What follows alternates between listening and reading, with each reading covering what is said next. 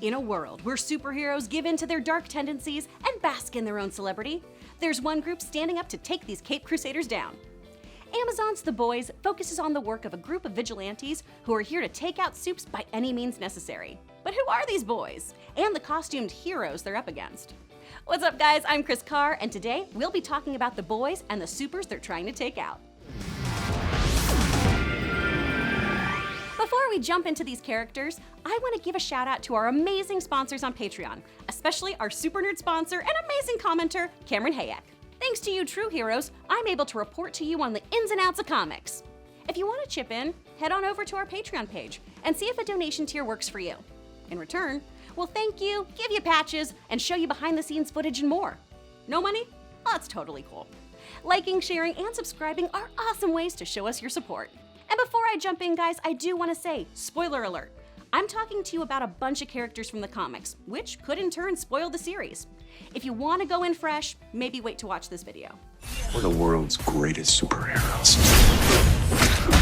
I can do whatever the I want. First and foremost, what exactly is The Boys? Well, it's a 72-issue comic book series that was created by Garth Ennis and Derek Robertson.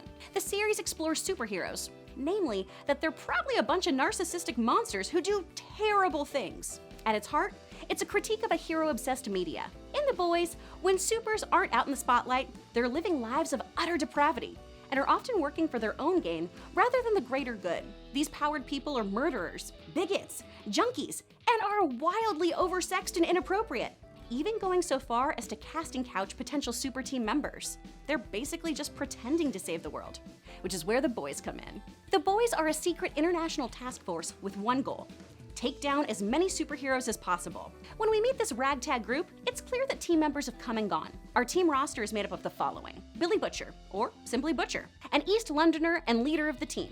Billy is all too happy to blackmail and torture to achieve his goals. He seems to genuinely love and enjoy killing superpowered people. And while he is a bruiser, he's a really charismatic guy. While he can seem unhinged, he's definitely calculating his moves. Growing up in England, Butcher saw his dad beat his mother on a daily basis, which plays a huge part in Billy's violent behaviors. He would go on to serve in the Royal Marines, and after his deployment, engaged in self-destructive behavior like binge drinking and beating up strangers and friends alike. He changed his behavior after he met his wife, Becky, who soothed his tortured soul. But when Becky died, he went back to his old ways. He found her disemboweled in their bed, with a superpowered kid floating over her. From reading his wife's diary, Billy learned that his wife was raped by a member of the Seven, Homelander. We'll get to him soon. Butcher was forced by UK government officials to go along with a cover story on how Becky died, but joined up with the boys in order to right this wrong. Butcher has a pet bulldog named Terror also. Before you go, oh, that's so sweet! Billy trained Terror to have sex with anything upon command. And if anyone tries to hurt Terror, naturally, Billy kills them, like any good pet parent.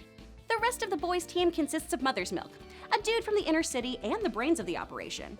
Frenchie, half of the team's muscle, a complete and comedic French stereotype with a big ol' heart. The female, part 2 of the muscle. The female's from Japan and mute. She loves candy, will break your bones if you take her candy, and is best friends with Frenchie. And last but not least, wee Huey, aka Hugh Campbell. Huey joins up after his girlfriend Robin is accidentally killed by A-Train, a super who was traveling faster than the speed of sound and just plowed right through her. Butcher recruits him to take a vacated spot on the boys, and would later inject him with Compound V without Huey's permission. In the boys' universe, Compound V is a drug that can grant the injectee superpowers. Fun fact, Huey is designed after actor Simon Pegg. Almost 50, Pegg is just a bit too old to play this 20-year-old. So instead, he'll be playing Huey's dad in the series. Huey is just there to do the right thing. But that's a little bit of a problem. The boys aren't good guys. They're just less bad than the superheroes. Which brings me to what I definitely want to talk about: these superhero supervillains. Our boys are up against a slew of baddies, and I'm hoping we see a ton of these teams in the live action. Let's kick things off with the Young Americans, one of 2 teenage superhero teams that appear in the boys' comics. They're tied to young Republican and Christian youth groups such as Capes for Christ. As is a running theme in the series, this conservative stance is just for show. This team consisted of Drummer Boy, The Standard, General Issue, Holy Mary, and for a time, Starlight. We'll follow Starlight's journey in a B-plot that I will definitely be diving into a bit later. Our other teen fighters are part of a group known as the Teenage Kicks. These guys aren't as squeaky clean and have more of a rebellious vibe. This team loves celebrating their wins by going to brothels. Who doesn't? The team leader, Big Game, seems to be one of the few supers who actually uses his powers for some good and seems to keep his group in line. Other members include Dognot, Popclaw, a sort of X-23 character who self-mutilates, Blarney Cock, who has a real inappropriate relationship with a hamster, yeesh, Whackjob, who can conjure electricity, Gunpowder, who loves the NRA and bondage, and Shoutout, another electric type who also possesses the ability to fly. Then we have the team known as Payback. Definitely not a top-tier string of supers, as every member has tried to join the elite supergroup known as the Seven. This group was founded by Tech Knight, a mantle that's sort of a mix of Batman and Iron Man. 3 men have held the title of Tech Knight, and there have also been 3 different versions of his sidekick, Ladio, all following the sort of arc that various Robins went through. Tech Knight goes out with a bang in the series, and by that, I mean he gets crushed by a ton of bricks, but hallucinates that he's banging a meteorite. This comic is bananas! Other team members include Soldier Boy, who thinks having sex with a member of the Seven would have gained him membership, Stormfront, who is arguably the most powerful player of the Playbacks and a former Hitler Youth with super strength, Swatto, who has to have his buzzy vocals translated by Mindroid, a telepath, Crimson Countess, who has heat powers, and Eagle the Archer, who basically is if Hawkeye and Hawkman had a baby. Next, we'll talk about the G-Men, an obvious X-Men inspired group. This team is led by 5-0, the Cyclops of the bunch. Dressed like a motorcycle cop, 5-0 shoots energy beams from his eyes. Cold Snap is the Iceman of the group. He was one of the original 5 members of the G-Men and is actually pretty sweet to his teammates. A welcome change from how most of these supes interact with one another. He openly questions the G-Men's practices and always pushes them to set a good moral example. Then there's Silver Kincaid, who can wield gravity, has pressure-related powers, and is essentially the team's Jean Grey. She goes on to kill team member Nubia, a superwoman with thunder powers who gets reanimated as a zombie. This is the Storm of the team. Critter is a tall and furry fellow who wears an Elizabethan collar, boxing gloves to keep from scratching, and is a big ol' homophobe and racist. Clearly, this is Payback's beast character, minus the enlightened thinking. Groundhawk is a rage monster with sledgehammers for hands and is an analog of Wolverine. The Divine has telepathic abilities and can fly, and seems to be in a relationship with another member of the team, the Flamer. The Flamer is openly gay and has flame powers. This name seems a little on the nose. The Flamer appears to be vulnerable to his own powers as he's riddled with scars all over his body. Europo is based off of Nightcrawler and is a goofy demonic character who can teleport. Last, we have Stacker, who appears to be made out of some kind of metal and serves as Payback's Colossus character. Next team we're talking about is G-Wiz. They're a spin-off group from the G-Men and live down the road from the G-Mansion in a frat house. These dudes love to party. They're incredibly sexually confused thanks to their upbringing. See, the G-Men and G-Wiz folks were raised by a guy named John Godolkin. Think a horrible Charles Xavier with no powers. But what he lacks in telepathy, he makes up for in taking in stray kids, and kidnapping kids, and sexually abusing kids. Every G-member detests this guy, but remains staunchly loyal to him. He molests, like, all of these people. It's insane. Gee-whiz! Like, what a horrible reaction to molestation. Gee-whiz. The Gee-Whiz team consists of Buzzcut, their apparent leader, Pinwheel, a psychic, Dimebag, Jetlag, Airburst, and Discharge. That's right, Discharge. What a horrible name. And he comes with horrible powers. He fires acidic puke from his maw. Discharge, aka Balchowski, is a big ol' pervert whose favorite pastime is pissing on other members of his team. Now we come to the big time, y'all. The Seven. The Seven are modeled after DC Comics' Justice League. They were created by Vought American, a corporation that sponsors soups and thought injecting Compound V into the fetuses of women who, quote, wouldn't be missed would create superheroes. The Seven are way more concerned with merchandising rights than doing good, and are shown to be completely incompetent in real-world events such as the September 11th attacks. The leader of the Seven is Homelander, who I mentioned earlier, a Superman-Captain America hybrid. He believes completely in his own supremacy, and doesn't care if he stacks up casualties in his efforts to prove how much better he is than every other living thing. I briefly mentioned A-Train earlier, who serves as our Flash character. This speedster is all about immediate gratification and never thinks about long-term consequences. His gotta go fast mentality leaves casualties, like Robin, along the way.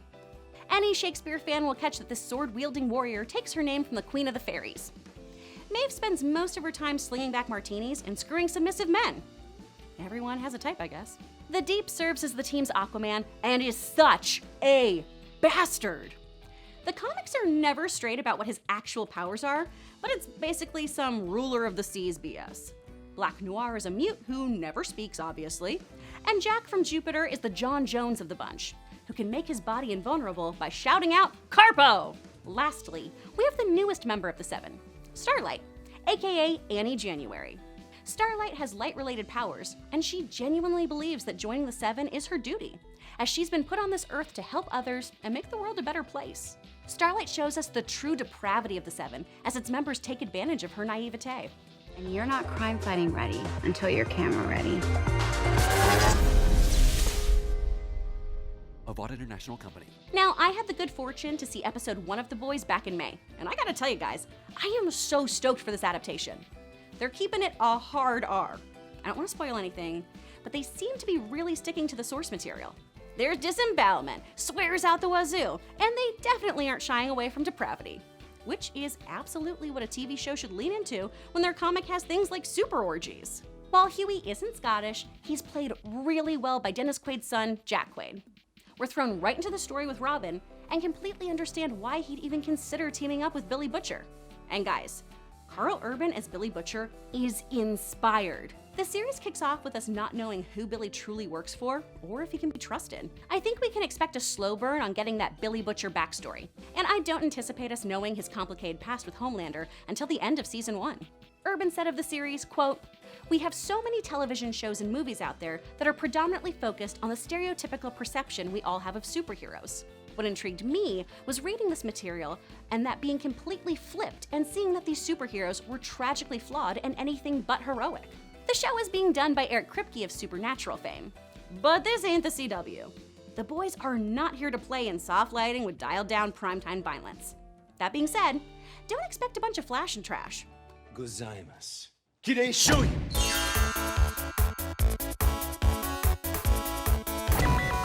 A Vought International company. Kripke has said that he's, quote, "really not interested in shocking for shocking's sake." That's, to me, when it becomes expletive. I always try to attack everything from a point of view of the character and let them be my guide. Now, from what Kripke has said and from what I've seen, some moments that were done for shock value at the time of the comics seem to have been reworked to fit our current political landscape. There's heavy House of Cards-esque intrigue, Me Too movement moments, and more. Plus, with how heavily saturated the market is with superhero fare these days, now seems like the best time to explore our obsession with superhero culture and how we glorify the strong, be it in the form of a suited hero, the military, or big business. This series not only stands to be a fantastic adaptation, but seems like it's poised to be released at a time where it can really shine. In a post-Endgame world with everyone looking to find out who the next Iron Man is, it's really fun to explore if it's even worth having another one in the first place. Sounds like the American thing to do!